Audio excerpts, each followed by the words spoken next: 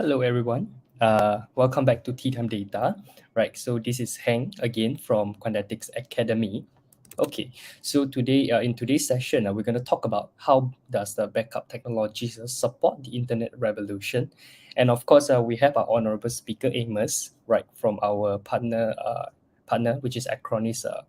He is actually the partner technology evangelist from Acronis, right? So what happened was 2 months ago, Quantetics Group we actually get into the partnership contract with Acronis. So of course today we'll be sharing with you about our new partners, okay, and also to talk about the backup technologies and about the types of backup, the impacts of backup solution, why is backup solution important for the end user, and also the ideal practices in maintaining the best backup output, right? So of course, let us welcome Amos to the stage. Hi everyone, very good afternoon. So thanks Hing for the quick brief introduction. Today I'm actually going to present on how backup technology support the internet revolution. So yeah, I think we are good to go. By the way, just a quick sound test and sound check. If you can see my screen, I think it's not yet my screen, is it? Not yet. Yeah. So I guess my screen is being projected now. So if you can see it and you can hear my audio loud and clear, please do let me know. At any point of time, if the screen share is not showing up or you can't hear my audio, please do let us know in the chat so we can straight away correct and rectify it. All right. Sure, of course. Amos, before we go into the technology side, can you actually share with us about your company and also how does things work from your side of the end? Yeah, sure. So I actually prepared one slide here regarding Acronis. So for those of you who do not know Acronis, Acronis is actually a leader in cyber protection. We were founded in Singapore back in 2003. That's where our international headquarters is located. And we have a second headquarters, which is our corporate headquarters in Switzerland, Schaffhausen. So basically, we have dual headquarters to serve our customers better and provide them with dual protection need. So Acronis is a global company. As of today, we are in close to 2,000 employees already, with over close to 40 different offices globally. Our product, our services are available in more than 150 countries, and it has been localized to over 30 over different languages. For example, in the APAC region, we have like Japanese, Korean, and so forth. So what Acronis does is that we actually specialize and focus in cyber protection, which is data protection and also cyber security. So for example, the simplest stuff for end users would be like your antivirus or anti-malware. Okay. All right. So let me, so Hing, I'll continue with the presentation. Yeah, sure, of course. Okay, great. So the agenda for today, basically there'll be 7 topics or 7 sections of modules that we'll be covering. First of all, I'll be walking you through a backup and what are the available backup types out there. Next, then we'll be going into the impact of data, because when you talk about backup, you need to know what you need to back up. So that's the impact of the data. And then the importance of backup. So why do you actually need to back up your data?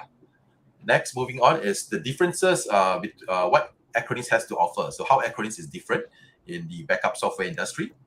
And next would be planning for your backup. So what are the considerations? What are the things that you need to consider first before come to the drawing board to plan for that backup plan that you need to do? Then second last, we have is the best practices and challenges. So what are some of the industry best practice that we could use? And also challenges of using DIY compared to a backup software. Last but not least, I'll do a quick introduction to the available Acronis product for the end users and also for the companies or the SMEs. All right, so let me start off with the first module, which is the backup type. So if I can bring your attention to the definition of backup. So a backup here is actually a copy of all your important files. All right, example, your family photos, your home videos, your documents, your emails, and even your work files. So instead of storing it all in one place, like your computer or your smartphone, you need to keep a copy of everything somewhere safe. So backup software actually creates copies of the data on your system, so you can recover them in the event of a disaster, say in case your original data is lost, corrupted, or damaged. So different backup solutions are available there to protect these different kinds of data, and there are also different combinations of devices. Now, let's take a look at the types of backup. So there are actually 3 main types of backup here. First is the full backup. So this is the first backup of the system that it captures everything, including the operating system, the system settings. So due to the breadth of it, it may take a longer time to complete this full backup, and it usually requires a lot of space. The second type is incremental backup. So for incremental backup, it captures only the differences between the system's current state and its last backup. Here, regardless of whatever that was, whether it's a full backup, a differential backup, or another incremental backup. So this incremental backup are usually fast and small in size. For recovery-wise, with incremental backup, they only requires all the data from the last full backup and every successive incremental backup. So until that RPO or recovery point of objective. And then the third backup type would be differential backup. For differential backup, we capture only the changes between a system's current state and its last full backup. Here, you'll be able to recover from a differential backup, which requires both the last full backup and the differential backup to be valid. So while it's much faster than a full backup, differential backup will take up slightly more space than incremental backup, and this requires at least 2 backup files for recovery.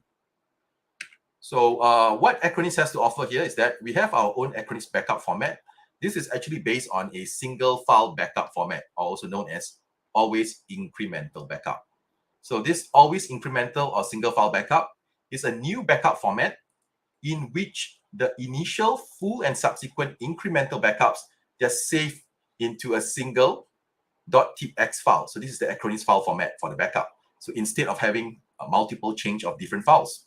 So the format here leverages speed of the incremental backup method while also avoiding its main disadvantage, which is difficult deletion of outdated backups. So software here will actually mark the block used by the outdated backup and then free it up and writes a new backup to this block. So this actually results in extremely fast cleanup with minimal resource consumption involved. Next module, let's talk about the impact of data. So what is data all about and how does it actually impact a backup? So I'll start off with the definition of data. So data here is the quantity, characters, or symbol on which operations are performed by a computer, which may be stored and transmitted in a form of, say, electrical signals and recorded on magnetic, optical, or mechanical recording media. So basically your storage portion. So some growth data facts. So this is basically the total amount of data created, captured, copied, and consumed globally. So basically it's forecasted that the total data is actually increasing rapidly, reaching close to 200 zettabytes in 2025. So how much is a zettabyte? So for those of you that in the IT industry or you come from a computing background, a zettabyte is actually 1,000 exabyte. So an exabyte is 1,000 petabytes, and a petabyte is actually 1,000 terabytes. In summary, a zettabyte is actually 1 billion of terabytes. So imagine that's how much of data that will be consumed. So over the next 5 years, up to 2025, so the global data creation is projected to grow to more than 180 zettabytes, I mean close to 200 zettabytes. And the amount of this data created is actually replicating, reach a new high. So the growth was highly expected previously because due to the increase of demand during our COVID-19 pandemic, as more people are working from home, actually learn about more stuff like home entertainment options and so on. For example, it's like your streaming platform, like your Netflix, Spotify, and so forth. So you actually start downloading a lot of data when you're doing stuff at home, entertainment purposes. Now, the next thing I'm going to talk about is the value of data. It's now widely understood that enterprise data is an important and precious business asset. So this is across all industries and roles. So we have actually gained so much from data that it's hard to imagine working without it anymore. So there's actually many ways here that data can bring value to your organization. So you actually need to measure the financial impacts of this data. So you can actually look for specific ways where the organization uses the data to reduce costs, as well as ways the data drives revenue to the organization. So here are actually a few types of data-driven activities with measurable financial impact. We start off with gaining operational efficiency through transparency, the first one. So where you can share trusted data, breaks down silos between different departments, and actually provides real-time visibility into activity across the organization, say with partners or with vendors in your supply chain. Example, manufacturers actually cut their maintenance costs and they can minimize the downtime using real-time sensor data and predictive analytics. So this is by better anticipating equipment failure, so they can then plan timely repair or replacement. Second, making better use of human resources with automation. So from email vacation responders to robot vacuums. So these days, we are all automating something to make our lives easier. This automated process actually helps us save people tedious steps at work and also improving employee productivity. Example here is like banks and financial institutions. So they automate the preparation of data entered by their customers, reserving employees valuable time for customer service tasks that requires human expertise or interaction. Third is reaching new audiences with segmentation and customization. So according to Gartner, so one of the famous statistics, they actually found that 63% of marketers struggle with personalized marketing. So this data opens the door to the customer segmentation and also analysis that really helps you to understand who your customers are. Example here, say field marketers, they integrate data from sources ranging from CRM, which is the customer relationship management system, to social media feeds. So they use this to create personal, engaging experiences, which are tailored to particular customer segments and markets. Next would be improving customer satisfaction. So as an operator, as operations actually scale up and a customer communications flood in, a data-driven 360-degree view of your customers will help bring back in the human touch. Example, say retailers integrate data from online and offline channels. Whenever a customer visits the person or the shop online or even call in, they'll get a cohesive customer experience. So that actually drives the personal connection and customer loyalty. Last would be innovating through augmented research and development. So here we talk about big data. So big data now is a game changer for those R&D, research and development. Artificial intelligence, AI, is much better than we are at detecting the signal in the noise of vast amounts of data. We also have machine learning, ML, that can make new discoveries using historical data or deliver real-time insights. Example is like consumer apps, which actually analyzes the behavior to build the product intelligence. So that information will then inspire new features and inform those go-to-market strategies for product updates and new products. So some fun facts to get you interested. So have you ever wondered how much data is created every day? Or perhaps you are keen to know how much data that an average person uses at home. So thanks to the innovation of mobile technology, like your smartphones, tablets, along with innovation in mobile networks and Wi-Fi, so creation and consumption of data are constantly growing. So how much data is produced every day in this tech-savvy world?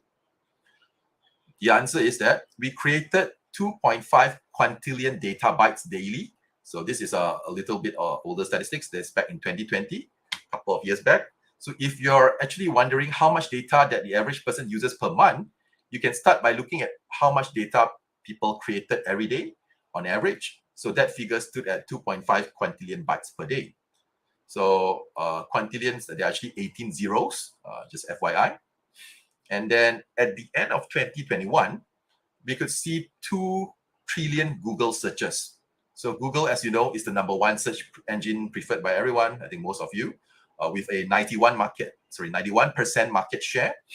So you may wonder how many people actually use Google. I think if you just throw a stone to the public, so probably out of the 10 of them, 9 of them actually using Google as their search engine. So experts here actually predict that this search engine amount will grow up to about 2 trillion in the whole of 2021. So that equates to about 6 billion of searches a day. Another stat would be Facebook.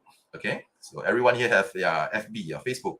So Facebook generates 4 petabytes of data every day back in 2020. So as you may know, 1 petabyte here equals to 1 million gigabyte. So how did Facebook actually use 4 petabytes per day?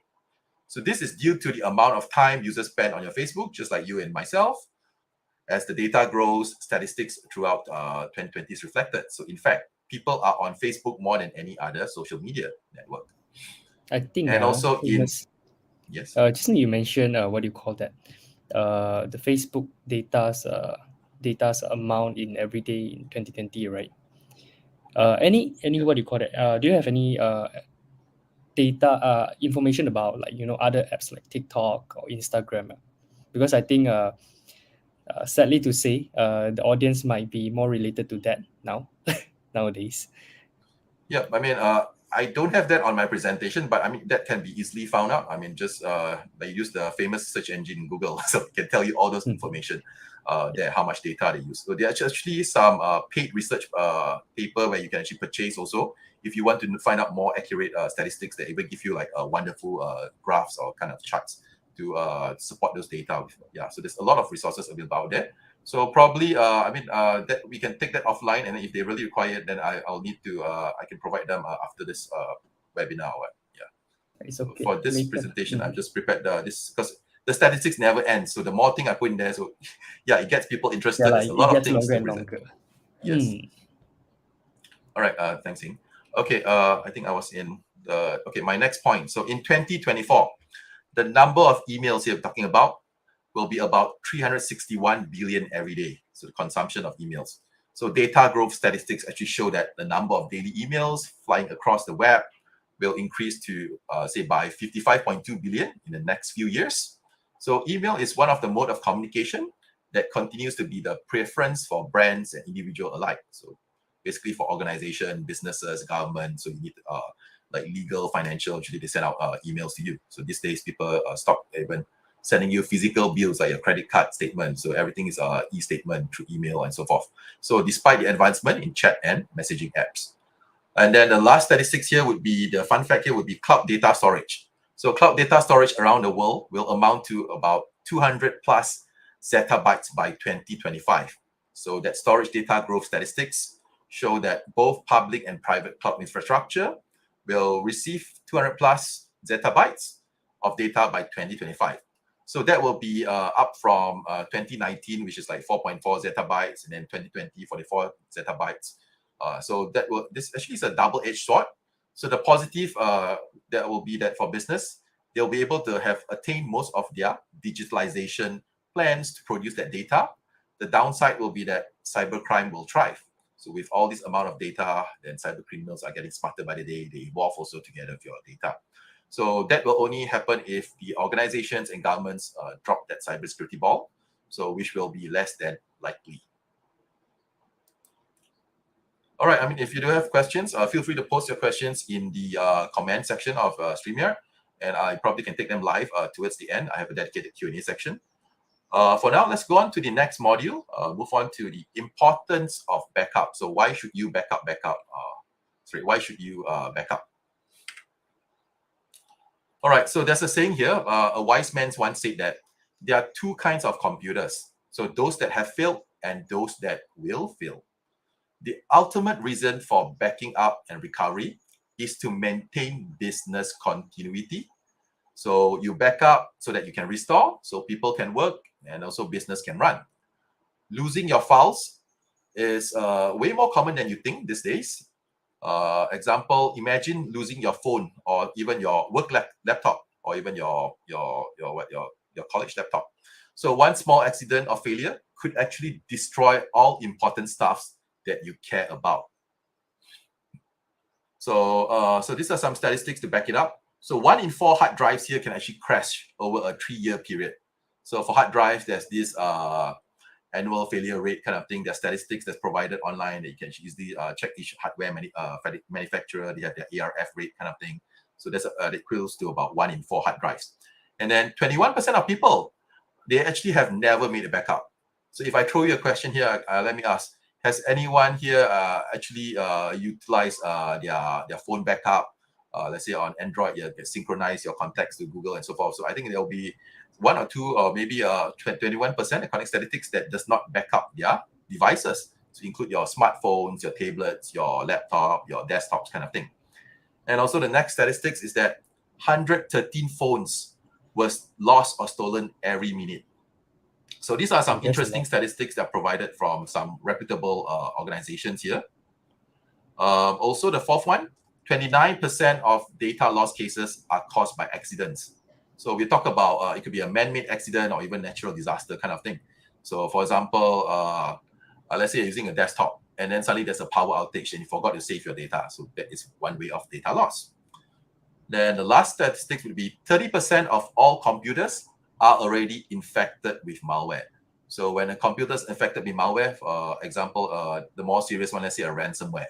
So ransomware will actually encrypt those files, and then you actually need to pay a ransom to unlock your files. If not, your files will be totally lost. Or even worse, for organizations, they may threaten them to publish the files to the public if they do not pay up their ransom. So this is why you should also have a backup. For individuals. Usually you can just quickly restore from a backup. Organizations-wise, of course, there'll be more complicated steps or processes involved in it. So companies and people are very dependent on data now. Whereas as a person, you say you cannot survive without air, water, or even food. So businesses, mostly, they cannot survive without their data. So imagine that, let's say the database server is down, that e-commerce or retail company cannot retrieve the customer's information or the order detail. So what's the impact to the business? So they incur losses. So it is extremely important that companies have a backup strategy and a solution in place. Otherwise, they can be a statistics like what I've shown you here. Okay, so this is a sample scenario or something that actually happened previously. I'm just quoting a scenario where failure of database server actually disrupted this retail operation. So this is a small online retailer where they are selling some niche products. They have 3 different showrooms across the city, and it's an e-commerce basically. So they guarantee next day delivery, and their revenue is about 305K daily. And they have a warehouse with 6 trucks for delivering their products. So the disaster that struck here is that their SQL database was corrupted due to some malware attacks. And then because of that, their website, ERP and OMS, the order management system, they are all not operational. So this online store now is no longer functional. Users cannot see products and order in them. And definitely they miss that next day delivery commitment. So because the warehouse cannot process the orders anymore. And only 60% of those orders that are already placed can be delivered on time. So customer service will then need to will be busy sending out apologies, emails, or even giving calls to those customers. And of course, they'll definitely miss their revenue of that 300K per day. So how much time would it be required to recover? Say, if they actually have a cloud backup in place, so for that 2.5 terabyte data of their SQL server, it'll take roughly about 2 days to recover for those critical business operations. And then if they have a cloud disaster recovery solution, so it could take anywhere between an hour to spin it up, and then probably 1.5 hours to bring all the system fully up operational. So this is just an example scenario. All right, so I have another scenario here where cyber attacks actually put the medical clinic or maybe hospital out of service. So this one is, I think it's pretty common in the US, in the States. So this is an example where a medical clinic, specialist clinic with 3 different branches, they're actually using a CMS, a clinic management system, to manage electronic health records, and also appointments and billings. So the disaster that happened is that their servers were encrypted by some kind of ransomware and then made them fully dysfunctional. So what are the impact here? Doctors cannot finish their current sessions. Customers cannot change their appointment. So they may be forced to reschedule all the patient's appointment for that day. So clinic cannot pull out the medical record for the previous visit or history of their record. And also appointments wise, all the specialist clinics, they have to reschedule the appointments. And then the payment method, if the customer information is down, this one is, for example, the clinic management system is down, so the payment mode is only cash only. They cannot accept any kind of online payment because the price list is everything's down, accounting system are all down. So with a backup software in place, basically we can help them to recover pretty quickly. Say for 700 gig of their clinic management system, then 2 terabyte of their SQL server, it'll take anywhere between 3 days to restore their critical business operations. And with a cloud disaster recovery solution, they could basically recover within that 1 to 1.5 hours. So this is how backup software could actually play a major important role for companies or organizations. All right, so now let's take a look at how Acronis is different from the rest out there. So I'll be highlighting some of the key features that's available in our Acronis Cyber Protect Cloud. This is one of our enterprise backup solution. First of all, we have one protection plan. So we actually harness the power of one here. If you take a look at the screen capture on the right, it's basically one protection plan for your backup. On top of that, we also have antivirus, anti-malware integrated together with security features like URL filtering.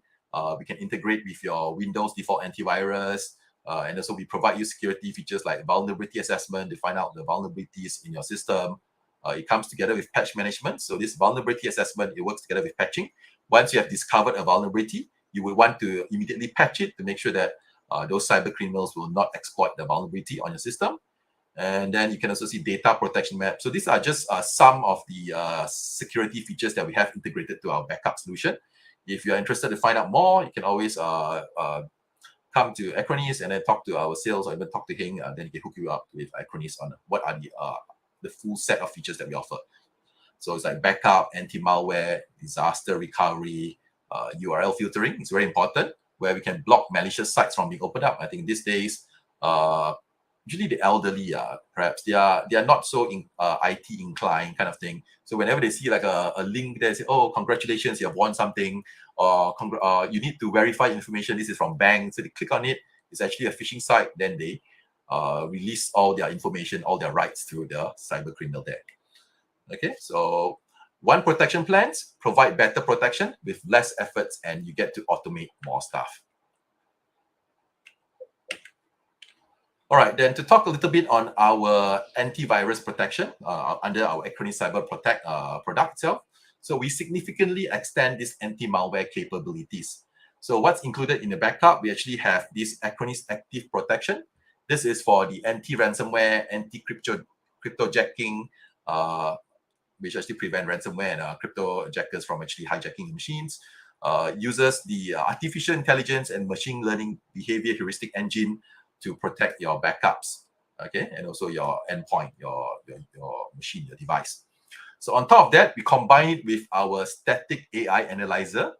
So this artificial intelligence analyzer, it will perform on-access and on-demand detection. So this is very useful against those zero-day threats. That means those unknown threats out there that hasn't been classified yet.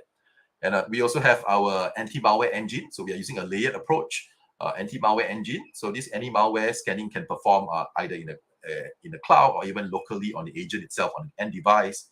And lastly, we also have the behavioral heuristic engine for any kind of on-access detection. So Acronis is using a layer approach security, where we have this active protection layer, AI analyzer layer, anti-malware engine layer, and also behavioral heuristic engine layer that's combined together.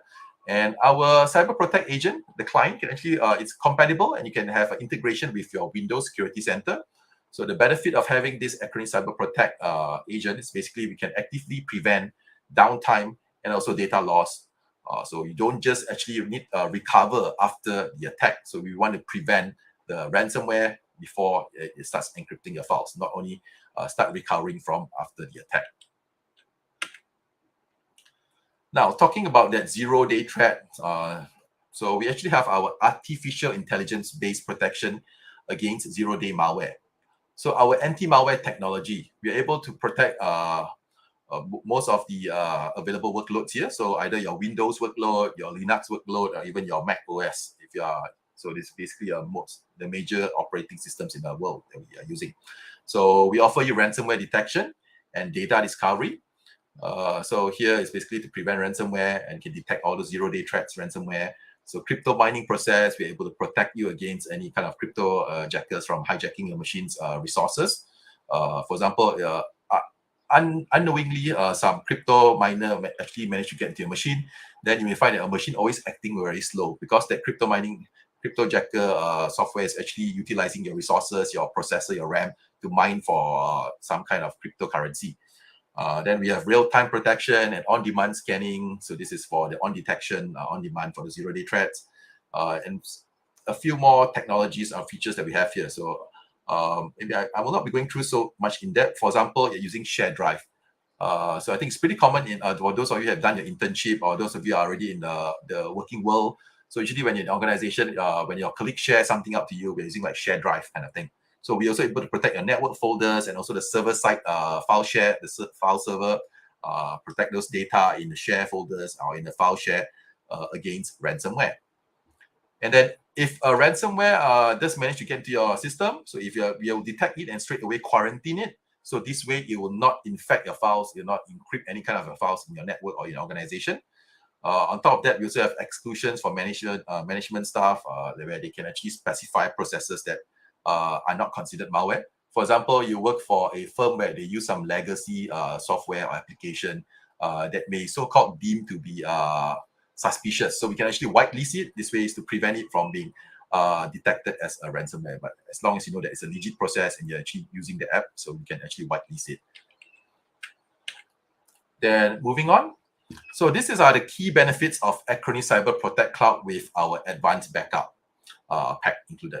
So the 3 main points here, basically we can protect your client's data confidentially with our best inbred backup, which is enhanced with cyber protection.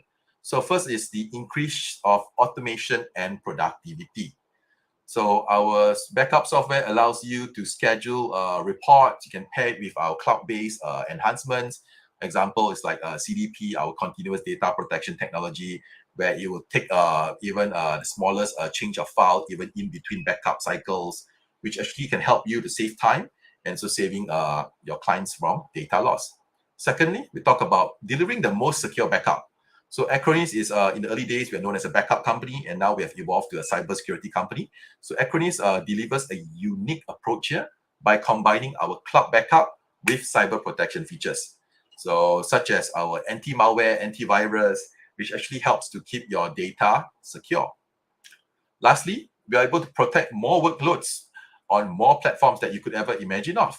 So from a single console, the console meaning the web interface that you log in to manage this. So we can actually protect more than 20 different workloads, I think about 25, including your application servers like your SQL, Exchange, your database, Oracle, and then it's your SAP HANA. We're able to support all these advanced database systems. So now I'll be showing you some of the workloads that we're able to support here. So basically, we provide protection for 20 plus different workloads, from the infrastructure to even software as a service applications.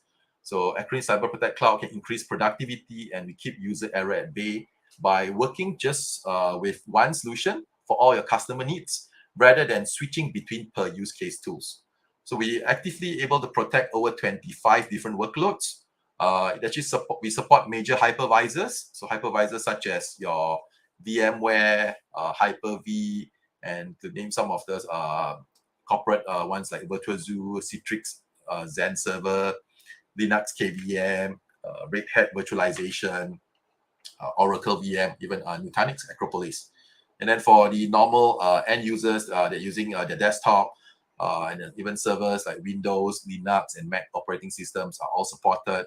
We're able to also protect machines in any kind of environment, you just name it, be it in a data center, in a private cloud or public cloud like AWS or Azure. So in addition to backup and recovery, we are also able to protect your productivity suites like your Microsoft 365, where you have your Exchange Online, your OneDrive, your SharePoint sites, and even for Google Workspace. So if you're using the other side of the world, so if you're using Google Workspace, like your Gmail for business, Google Drive, your calendars, your contacts for companies using Gmail for business. We also are able to protect your application-aware backups for applications such as your Exchange server, SQL server, SharePoint, Active Directory, Oracle database, and SAP HANA. On top of that, we also have protection for your mobile devices. So your iPhone, your iPad, you name it, Android phones, smartphones, your Android tablets, all these can be protected with our agent. So finally, we're also able to protect websites. So for web hosters or even for individuals who have websites, you can back up your website files, and even including that MySQL or MariaDB databases together. Okay, next module would be planning for backup.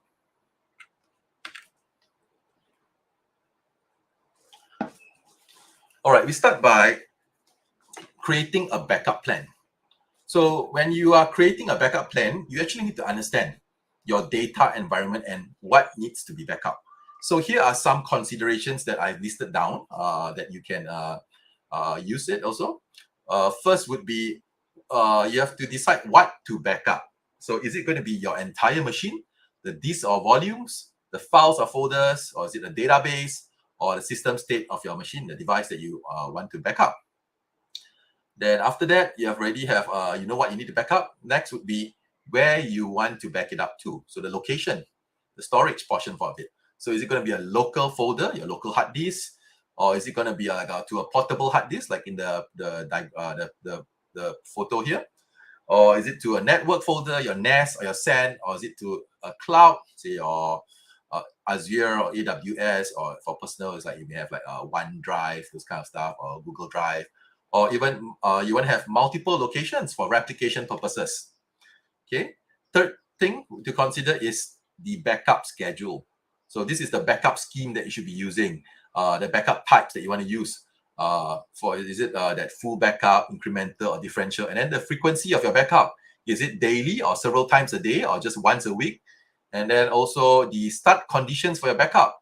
So for example, the user is actually actively using the computer during that working hours. Of course, you do not want to backup during working hours kind of thing. So maybe you set a condition like after hours, or when the PC or the desktop is inactive, then the backup process will begin, because backup process sometimes could take up some resources also. Fourth would be how long you want to keep your data, the backup data. So this is regarding the retention policy. So like the age of it, you're going to keep it for 7 years if for compliance purposes, legal hold. And then how many copies do you want to keep, or how many number of copies you want to have? Say I want to keep up to 10 copies only. So whenever I reach the 10 copy, you purge the older copy. Or some people may want to keep it infinitely. That means never ever delete it. For example, are your precious memories, like your photos, your videos of your family and your loved ones. Next thing to consider would be what kind of encryption do you want to use? Is it password protected? And then what is the encryption strength? Using what kind of encryption rate, like AES 128, 192, or even the highest military grade of 256-bit encryption. Second last would be the application backup. So you have to decide, do you have any other applications on your system that it requires to be backed up? So for corporate or enterprise-wise, we have like their SQL server, Exchange, the mail server, Active Directory, and even like Oracle databases. Last but not least, also the backup options that's available in the backup software that you could use.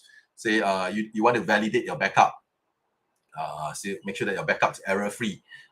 Then you want to set the compression level of the backup. So how, for example, if you set a higher level of compression, it will have a smaller file size, but it may take up your resources, more resources when it's doing the backup. Then error handling. So if the error happens during the backup, what you do is you reattempt, retry it up to like 3 attempts, or you stop, the kind of thing. And then if you want to filter certain kind of files from being backed, like set the filter, for example, do not back up maybe for organizations or companies, we may not want to back up those audio or video files, or even image files, for example. So sometimes people like to store personal stuff on their work laptop kind of thing. Then you require forensic backup. This is more for organizations, for more advanced thing, for IT forensic purposes. And then you can also run some pre-post commands or even script during the backup process, if you the backup software will allow you to do that. Okay, so this is regarding how to create a backup plan. Now, whenever we talk about backup, there are two acronyms that comes hand in hand, which is RPO and RTO. So let me introduce you to RPO first. RPO is recovery point objective. All right, so this generally refers to the amount of data that can be lost within a period most relevant to a business before significant harm occurs, from the point of a critical event to the most preceding backup. Okay, so that's first RPO. Then the second term that I want to introduce to you is RTO. So this stands for recovery time objective. It often refers to the quantity of time that the application, system, or even a process can be down for without causing significant damage to the business, as well as time spent restoring the application and its data. Now, let's look at a quick comparison of the differences between the two. So although both objectives are similar in measurement metrics, their objectives may differ according to the application and data priority. The purpose of RPO is actually it deals with data loss, helping you to inform the development of a backup strategy. Whereas for RTO, it deals in time to recover. It helps you inform the development of a disaster recovery strategy. Priority-wise, where RTOs are more focused on the applications and system restorations, whereas RPOs are solely concerned with the amount of data that is lost following a failure event. Say examples like calculating the risk and impact to overall customer transactions rather than productivity downtime. Okay, then the cost-wise, that means we talk the dollar factor, the money factor. So cost will actually also fluctuate between the two objectives. So cost associated basically to maintaining a demanding RTO may be greater. It costs more for RTO than those of a granular RPO, because RTO here involves the entire business infrastructure and not just the element of data. For automation, so as RPOs requires you to perform the data backup in the right interval, so then the data backups can be easily automated and also implemented. However, this is difficult for RTOs as they involve restoring all IT operations. Okay. Calculation variables wise, RPO will be easier than RTO. RTO will be slightly difficult. So this is actually based on a least number of variables that you can use. So this calculation variables differs according to the classification of data. A good practice here is for any company is to tier their data, say a non-critical data and also critical data tier, which will then predetermine your RPOs and RTOs in priority order. Now, let's quickly take a look at the examples here of RPO and RTO. So a good example I'm giving you here is to simplify it, the difference between RTOs and RPOs. This is an example of a bank across two different scenarios. So first is at 9 a.m. of the day, the bank application has been impaired. So say the bank's main server stopped the services, stopped providing services locally and online for a period of say 5 minutes. So the bank RPO counted for 15 minutes worth of data loss, and their RTO counted for 10 minutes for recovery time, so to restore the systems and apps. Therefore, the bank was within the parameters of both objectives. And then another scenario for the same bank at 3 a.m., that bank actually faced a shutdown of systems for a period of 3 hours. So as the RPO only counted for 15 minutes worth of data loss and RTO counted for 10 minutes of downtime, it meant that 2 hours and 50 minutes of shutdown time was not accounted for. So however here, due to the period of time that the shutdown occurred, the loss of data was not exponential. So it was lost, it was a very low traffic period for the bank. So there's usually like when they'll try to do maintenance after hours or midnight kind of thing. Okay, so now let's move on to the next module regarding the best practice and some challenges here. All right, there's this golden 3-2-1 rule when you talk about backup. So data backup is more complex than ever for IT managers today, as companies strive to protect physical, virtual, and even cloud environments. So this incidents prove that today, more than ever, all companies need a comprehensive cyber protection plan so that at least one copy of data will always survive. So a simple rule for complex data protection is you can safeguard your data by using this 3-2-1 rule. So what is this 3-2-1 rule? First of all, you keep at least 3 copies of your data so that no single event will destroy all copies of it. Then you should store your data in at least 2 different formats. Example, in a disk, on a tape, on a cloud, etc. And then keep only 1 copy of your data offsite to protect against say natural disaster or physical disasters like say fire, flood, theft, etc. So data loss isn't a question of it will of when it will happen, but rather of how and when it will happen. So the faster the companies implement this 3-2-1 rule and establish a plan, so the better equipped they'll be to prevent any kind of incident from escalating to a disaster. So you should have multiple versions of your backup. So this is also used to eliminate single point of failure. And you can leverage on top the different types of storage available out there to maximize your capacity versus your pricing involved, because there's cost involved also to have so many copies. So these are the considerations. The best practice is to use that 3-2-1 rule. All right, then benefits of using a backup software compared to like DIY, do-it-yourself backup. First is ease of use. So backup software uses a few clicks of your mouse to get your backup and running. So this is true for the simplest configuration. Say if you want to choose to use a few more clicks, you can then specify files to backup or configure even notification and alerts so you can keep an eye on the system. So if you're using manual backup, so you need to see like, is it a free tool? So free tool usually it may not go through a lot of development cycles, and then it may cause some problem later on down the road. Next is accessibility. So for backup software, it comes with, say, cloud protection. So you can access your data, your backup files anywhere, anytime, as long as you have internet connectivity. However, if you are doing your own manual backup, so probably you can just back it up to, say, your maybe to your local drive only, or maybe to your portable thumb drive, those kind of things.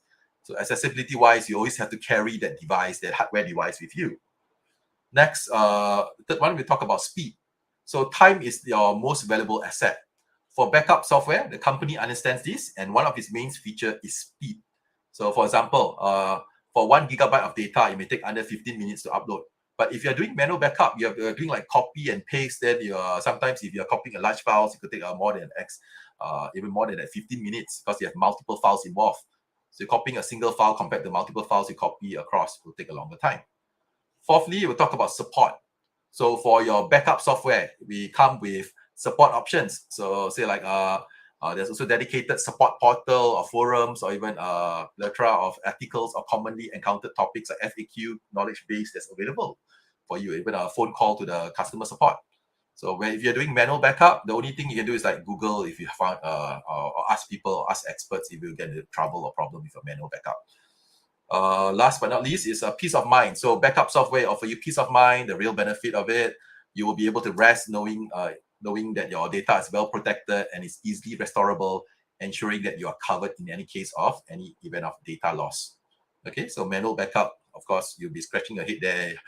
What you need to restore in sequence, like you have your serial key, your software license, all those kind of things, and then the user, your own user preference settings, all these must be set up manually. It takes a longer time, and there's a lot of headache involved here. All right, so this is the last module or the last section already for today. I'll be going through the Acronis product. So quickly introduce you to our Acronis product. First up, for the end users, so we have our Acronis Cyber Protect Home Office. So this was previously known as Acronis True Image. So I think some of you may have heard of the name Acronis True Image. So it's used to protect your digital world from all kind of threats. So we offer you true cyber protection here. So we cover your hard disk fails, your coffee spills, cyber threat attacks, keeping your digital world safe from all kind of threats. There's only one cyber protection solution that's enough to deliver this unique integration of data protection and cybersecurity in one.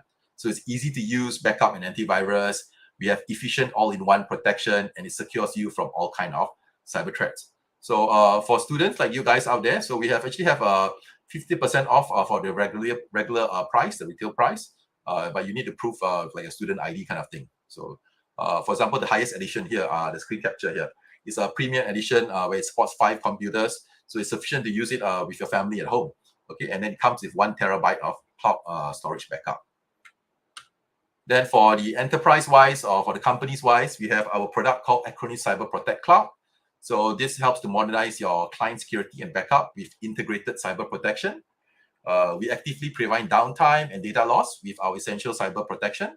So Acronis Cyber Protect Clouds unites backup and it uses a next generation artificial intelligence-based anti-malware, antivirus, endpoint protection management all in one solution.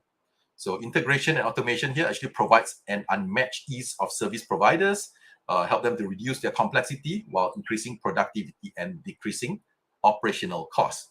So it's the world's best backup and recovery software. It's enhanced with essential cyber protection at no cost, with protection management built in for MSPs or managed service providers. So if you're interested, you can reach out to Hing or even to myself to find out more about our Acronis Cyber Protect Cloud product for MSPs. Okay, so with that, I have come to the end of my presentation. So for the remaining minutes, we'll open up the floor for questions that I can answer them live. Yeah, right. Thanks, Amos, for the content and also the sharing. Right, and I have to apologize ahead because my neighbors they are starting their renovation now, so you might be hearing some knocking sound here and there, lah. Right. Hope it doesn't really distract us from the Q&A. All right, so we have a few questions from the floor. Okay, first one, let me have a look. Yeah. Hi, Amos. How frequent will I need to do backups? Right. The ideal case will be like, as frequent as possible. Yeah, so I mean, basically it depends on how frequent your data change, I would say. I mean, so for company wise, we do it every day, daily, or sometimes up to twice or thrice a day, depends on the company. Like Acronis ourselves, so we actually our backup software itself, we back up our work laptop or work desktop twice a day. I mean, for individuals, of course, you may not need that frequent unless you have changes of files that occurs pretty frequent. Then of course you need recommendations like once a day. If not, like maybe once a week, if you don't really save a lot of things to your phone or to your even to your computer kind of thing. So, but if say you're a college student kind of thing, you have assignment every day, you have different versions updated, that kind of thing. So it depends on your needs. So it's recommended like once a day at least. So if you have that backup software, everything's automated for you. That schedule is automated for you. You don't have to do it manually compared to DIY. yeah, all right. And okay, so the next question will be, hello Amos, I would like to know, does backups get attacked or hacked easily? Not to say easily, but they are constantly being attacked. So for organizations, we have to secure our backup also. So like we have like a password protected, we have encryption rate of like military grade AES 256-bit encryptions. So this is to prevent those cyber criminals that will actually target data. So data is like the very crucial thing for an organization. So like you're keeping your gold at home or you're keeping your cash underneath your pillow, or what, if some of you do that. Okay, so for organizations, we have to secure data.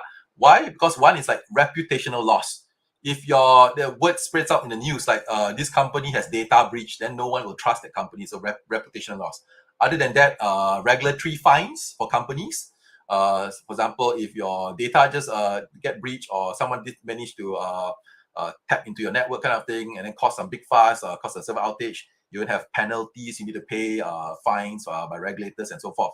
For example, I mean, like the recent one, like in Singapore, an example is like OCBC. So their scammers actually attack the OCBC and then they affect the online banking and the data are called compromised. So they're actually being fined by the organization. And even like today's news, MAS, which is the Monetary Authority of Singapore, requires OCBC to increase their capital to protect against this kind of cyber attacks. Okay, so you're not safe with data alone. That's why for Acronis, we provide one solution that covers your antivirus, anti-malware. There's some factors that actually help to prevent this type of cyber attacks. And for organizations, it's requirement basically to have this type of cybersecurity protection to why they have like those what cyber security insurance. Does require cybersecurity protection software to be in place. Okay. All right, understand. Okay, so the next question will be, is there any storage limit for backup? I think this one is pretty much what do you call that? Different for every backup platform, right? Also, it depends on the price that you pay. Yes, so that's correct, Heng. So basically, it depends on your requirement. I mean, what plan you set up? Is it a free plan? For example, a free plan may come like 1 gig storage, 10 gig storage free. Then if you use more than that, then if you need to upgrade, you need to top up and pay for it. And so which vendor are you looking for? Those backup software or which cloud provider kind of thing. Yeah. All right. So, just to drill further in on this question, right? So, can you actually share with us about like what's the average size of the backup needed for personal use, or the largest backup size that you actually came across for corporate usage? Okay, so for corporate usage, I think you can see the earlier example that I projected, where like a e-commerce retail shop, where they have like 3 branches, that they have anywhere between like 5 terabyte to 7 terabyte of data for the database. So it depends on your customer base. Individual wise, of course, you see what kind of role you're doing and what kind. For example, I'm a photographer. I like to take photo. I like to record videos. Then of course you require a more more storage space to store all Yeah, those videos nowadays. What 4K format or yeah. So it requires more all storage those space. 120 frames So per second and so on. yeah, so Looks up a lot. as we evolve, so everything goes up, so we require more. Then even like iPhones, those days, I mean, it used to come to like 128 or maybe 256, 64 gig, then 128. Now we have a one One tera terabyte. iPhone Yeah. storage. So it depends on individual needs. Yeah. Yeah lah. All right. So let me see. Okay, yeah. Is every data can be hacked up and back up and fully recovered? Do you meet any condition before whereby only partial data can be recovered even after backup? Okay, so if you DIY, of course, there will be exclusions where sometimes you cannot recover everything. With a backup software, you have the peace in mind, everything can be restored from your backup. So let's say even your hardware crash, we have something called like bare metal recovery, where you can recover that same set of backup image you have taken to a new set of hardware. So basically, So example, just like, you lost your phone, then you purchase a new phone. You can instantly like install Acronis mobile app. Then you can restore everything from your phone into the new phone using the Acronis mobile app. also Acronis does have a package for mobile apps backupping. Yes. Right? So that is part of the Cyber Protect Home Office. Yeah, it comes with the mobile app for desktop and then also for the mobile phones. Yeah. Okay, so this will be the last question from Chrono, right? Hi, does Acronis offer backup solutions for NAS? I'm actually a business owner looking for a cloud backup solution for my Synology NAS. Okay, so currently we do not have a dedicated agent for NAS, or just talking from enterprise point, because what we do is that we have agents for your workstations, or agents for your endpoints. So for example, you have a network storage or file server that's linked to your NAS, and then we can back up the entire file server together with their shared drive that you map it. Or even if you map it like iSCSI kind of thing, so we can just back up the entire drive iSCSI. Okay, so there's it's actually a work in progress or in development, where we will try to protect the major brand of NAS in the that's available out there, like say Synology or QNet, those kind of stuff. So as of now, we are more focused on endpoints, but that's in the milestone in the next perhaps in the next quarter or next few quarter release. We intend to protect have a specific app for NAS. For example, your Synology NAS, you have your app store kind of thing, where you can just install Acronis app into it. But as of now, today, we don't have that yet. But the workaround is to install the agent on your endpoint, let's say your virtual machine, or even on your physical server. And then we have agents to do that. Even say for your VMware, hypervisors, Hyper-V, and so forth. We support that. Okay. All right. So just a remark for Chrono, right? So because one of the reason we have Quanetics have chosen Acronis to be our new partners for this year is because of the quality and also the services that they can actually provide and covered for most of the clients, right? So although like what Amos said, right now they do not have it currently, but it will be part of the milestone for the next few quarters, right? So yeah, we can actually follow up with you and also be a bridge between you and also Acronis for regarding this matter, right? So I believe that you already received our email from the event invitation, so you can actually just reply to us so that we can keep track and also follow up for the matters raised up by you. Okay, so if there is any new updates from the Acronis side, we can actually inform you about it lah, right? So what we are doing here is actually enabling everyone. It's not just the partner or the clients, or sometimes even the end user. Okay. So from my side, I think that's all for the question. I have there is one very cute statement here. It's not a question lah, huh? So someone actually mentioned like famous Amos is very good. Yeah. So thanks to you, Amos. Unfortunately, I don't own a franchise, but yeah, I wish I did. Maybe later we buy some share from it lah, so we become like small owner of it. Yeah, Okay, right. So very huge thank you to Amos lah, right, for spending time here today with us. And of course, later on, we will be sending out the feedback link in the comment. So hope that all of you can actually help us in giving us some feedback so that we can improve our next sharing session. Okay, yeah, Amos, you have your last remarks, right? Yeah, sure. So first of all, thank you everyone for participating in today's session. I would like to bring your short attention. So Acronis, we're not only company that's generating revenue. We also like to give back to our society. So this is a part of like our corporate social responsibility kind of thing. So we have something called Acronis Cyber Foundation, where we help people that's not so fortunate, the countries that's not so developed, by actually creating and spreading protection knowledge with them, such as like building schools, new schools, covering their educational program, even publishing books. For example, the latest one would be, at the war that's going on there in Ukraine. So we actually have relocated people from Ukraine, because we actually have some developers there, the kind of things. So we relocated their family together with their children, the kind of thing, and we provided online education. In the meantime, we'll transition to their desired countries, kind of thing. So yeah, so this is the Acronis Foundation. I can for more information, you can actually check it out at acronis.org. All right. Yep. So Amos, later I'll just help you to share out this what do you call that, the link to this from our social media. Hope to raise more awareness about it. Sure. Is that okay? Yep. Okay. Thanks, Heng. All right. So again, thank you, Amos, for spending time with us today. I believe it's a very fruitful sharing session from the expert all the way from Singapore. Okay. And of course, this won't be our last tea time data session. We hope to see you guys next session. And please do give us some recommendation. What kind of topic you would like to understand more for our future event. Okay. So with that, thank you everyone. That participated in this event today. And I hope you guys have a very good day. All right. Thank you. Bye. Thank you, Amos. Bye.